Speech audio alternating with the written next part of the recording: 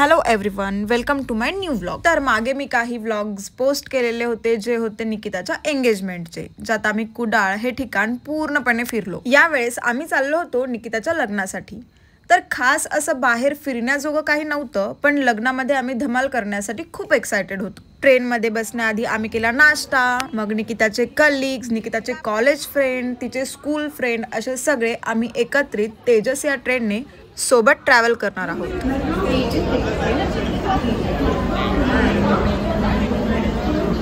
हा आहे विजय, याला फुकटात मिळालेला पेपर दाखवून शो ऑफ करायचा आहे। आम्ही सगळे एकाच ट्रेन मध्ये असलो तरी सीट मात्र वेगवेगळ्या, आणि ही मी बसले समोरच्या छोट्याशा आणि नॉन फंक्शनल स्क्रीन कडे बघत, and I am using it like a mirror. आणि मी जबरदस्ती वाढवला माझा एक सबस्क्राइबर।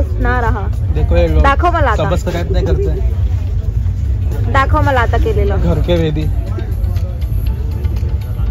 किती झाले? 905 असतील। 95 मोमेंट। हळूहळू संध्याकाळ झाली, सूर्यास्त मस्त दिसत होता, आणि हे दृश्य पाहून प्रवासाची मजा अजून वाढली। त्यात प्रियंकाने ऑर्डर केलेला होता ब्रेकफास्ट, आणि मग उकळत्या पाण्याची वाट बघत आम्ही बसलेलो, कारण तिला कॉफी बनवायची होती, आणि ही कॉफी गरम पाण्यानेच बनवता आली असती। गरम पाणी मध्ये लई इंटरेस्ट आहे लोकांना, पण मिल्क पावडर पण त्यामध्ये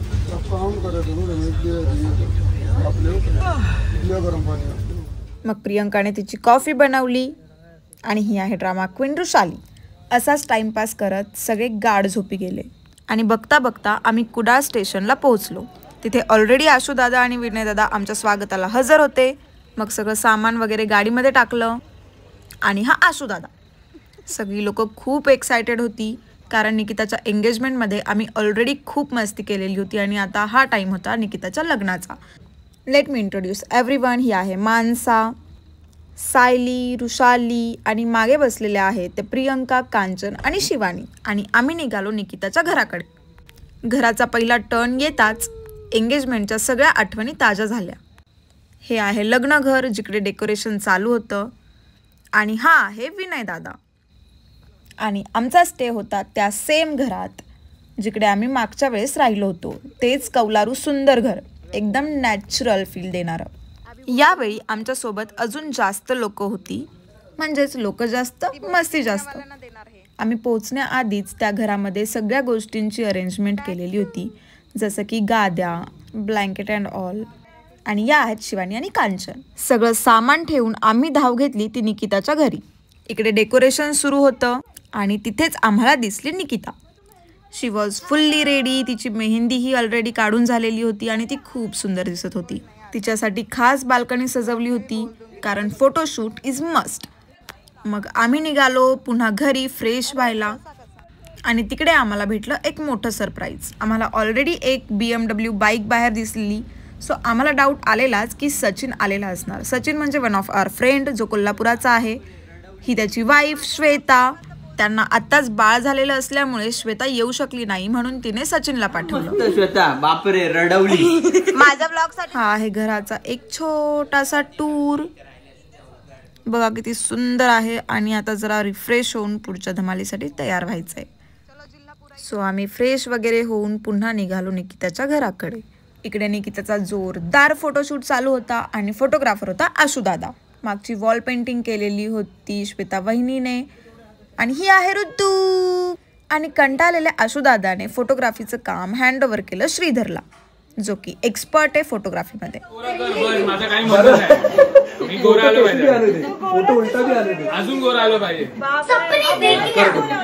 रेकॉर्डेड सक्सेसफुली। सगळ्यांना जोरदार भूक लागलेली होती, आणि मेन्यूमध्ये होता मसाले भात, रायता आणि पापड। मग आम्ही पोटभर जेवलो, आणि पोहोचलो निकिताच्या मेहंदीमध्ये प्रफुल्लचं नाव शोधण्यासाठी। आम्ही खूप ट्राय केलं, पण ते नाव आम्हाला अजिबात सापडलं नाही। शेवटी निकितालाच आम्हाला सांगावं लागलं। हा होता संगीतसाठीचा स्टेज। डान्स प्रॅक्टिस तर काही केलेली नव्हती, पण तरीही पोझिशन मात्र डिसाईड होत्या। सो त्या पोझिशन वाईज आम्ही सगळे त्या स्टेजवर पुरतोय का हे बघण्यासाठी आम्ही थेट पोहोचलो त्या स्टेजवर। सगळं जजमेंट करून आम्ही पोहोचलो पुन्हा आमच्या रूमवर, डान्सची प्रॅक्टिस करण्यासाठी. Special girls dance already decided होता, ग्रुप डान्स ऑलरेडी डिसाइडेड होता, पण बॉईजचा स्पेशल सेपरेट डान्स अजूनही डिसाईड झालेला नव्हता. खूप सारे सजेशन घेऊन, खूप सारा टाइमपास करून शेवटी मुलांनी एक गाणं डिसाईड केलं आणि ते लपून त्याची प्रॅक्टिस करत होते, पण मी त्यांना पकडलं. ओके, सो मग त्यानंतर आम्ही झालो रेडी. मी घातला होता येलो कलरचा लेहंगा, पर्पल कलरची ओढणी कॉन्ट्रास्ट करण्यासाठी. मग या सुंदर मुली ज्या रेडी होत होत्या, काही झालेल्या होत्या, कुणी कुणाला रेडी करत होतं. So everyone was looking so beautiful, so beautiful. पण काही मुलं मात्र अजूनही डान्स प्रॅक्टिसच्या सदम्यात होते, जसं की श्रीधर, जो की अजूनही प्रॅक्टिसच करत होता. आणि एकही जण रेडी झालेलं नव्हतं. इकडे सगळ्या मुली ड्रेसिंग, मेकअप वगैरे करून रेडी होत्या, पण मुलं मात्र लुक ॲट देम. त्यानंतर मुलांनी केली एक final dance practice.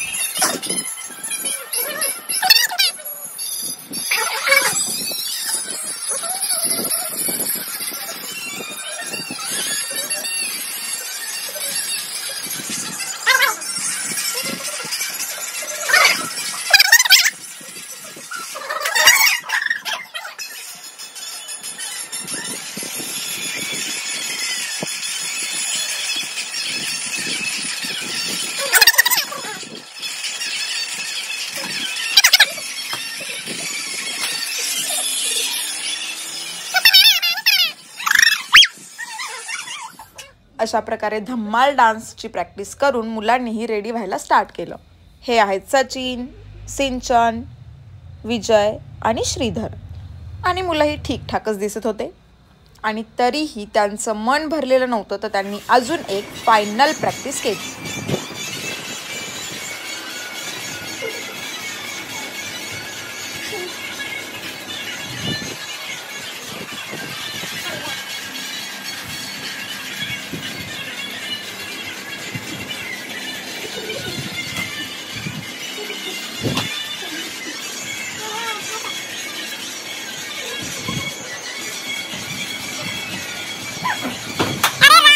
And here we are, सगळे full on तयार to rock संगीत night. And just look at this beautiful decoration. Entrance was too good, decoration was too good. आम्ही इमॅजिनही केलं नव्हतं की गावाकडे एवढं सुंदर डेकोरेशन होणं पॉसिबल आहे.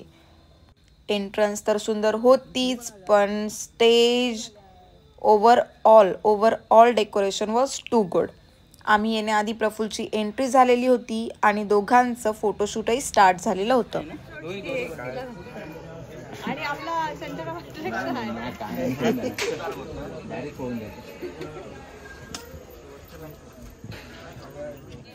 त्यांचं फोटोशूट होईपर्यंत करणार काय, म्हणून आम्ही सगळ्यांनी फोटोशूट करायला स्टार्ट केलं.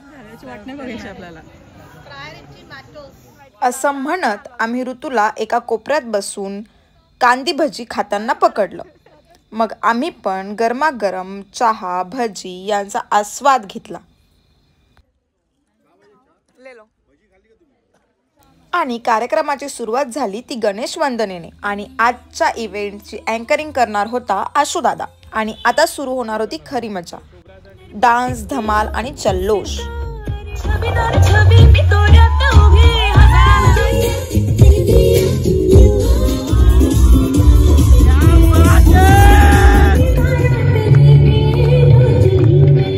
केल्याबद्दल प्रफुल्ल कडून 5,000 रुपयाचं बक्षीस देत आहे.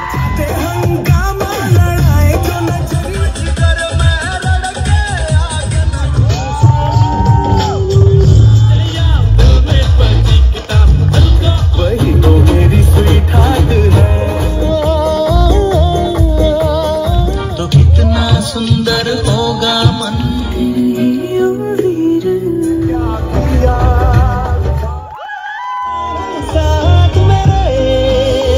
विश्वासाने त्याने त्याच्या राणीला जिंकलं आहे.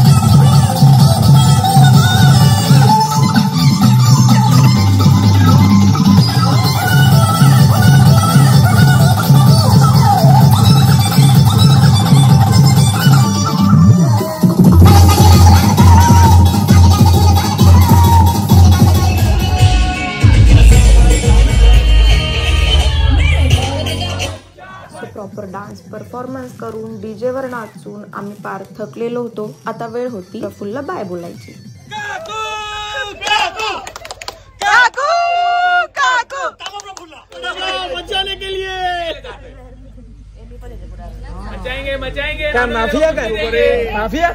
संगीताची धमाल, डीजेचा तुफानी नाच आणि भरपूर फुल ऑन एनर्जी. पण तरीही झोप ते काय असतं. अजूनही सगळेजण फुल एनर्जेटिक होते. मग नाचून दमलेलो आम्ही थेट पोहोचलो जेवण्यासाठी.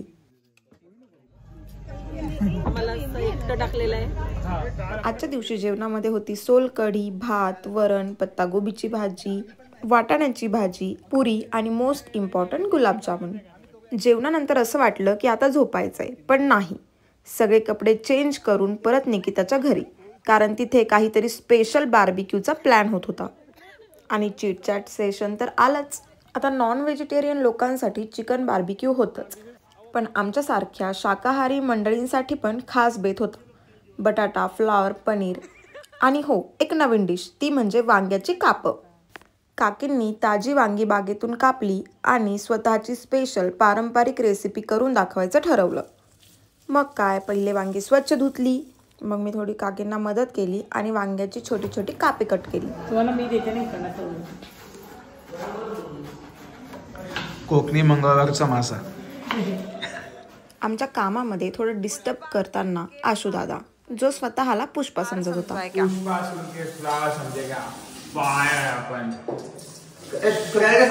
अशा प्रकारे आमची वांग्यांची कापं ही बनत होती आणि मी काकींची फुल रेसिपी रेकॉर्ड करत होते. आणि फायनली आमची ही कापं रेडी झाली. मग वांग्यांची कापं कशी झाली आहे याचा रिव्ह्यू द्यायला पोहोचली श्वेताबाई. कसं झालंय? And trust me guys, it was too tasty, too crispy, it was. आणि हे युट्यूब सोडून, कंटेंट सोडून तिकडे पेप्सी खात आहेत. मग मी बाहेर आले आणि बघितलं की नॉनव्हेजवाल्यांची महफिल ऑलरेडी बसलेली होती. ऑल्सो व्हेजवाल्यांचं सुद्धा बार्बिक्यू बनत होतं. आणि ॲज युजल व्हेजवाल्यांसाठी एकच दादा, विनय दादा. आता नाही, मला शिकवते. चिकन बार्बिक्यू अजून बनत असल्यामुळे नॉनव्हेजवाल्या लोकांनी सुद्धा व्हेजवर ताव मारला. मस्त व्हेज पण खाल्ला, मी लय भारी वाटलं. त्यानंतर आशुदादाने सर्वांसाठी बनवलं शरबत. आणि हा असं तोंड का बनवतोय आय रिअली डोंट नो. पण माझं काम आहे प्रत्येक गोष्ट रेकॉर्ड करणं. So it's recorded successfully. इकडे बघ, इकडे बघ.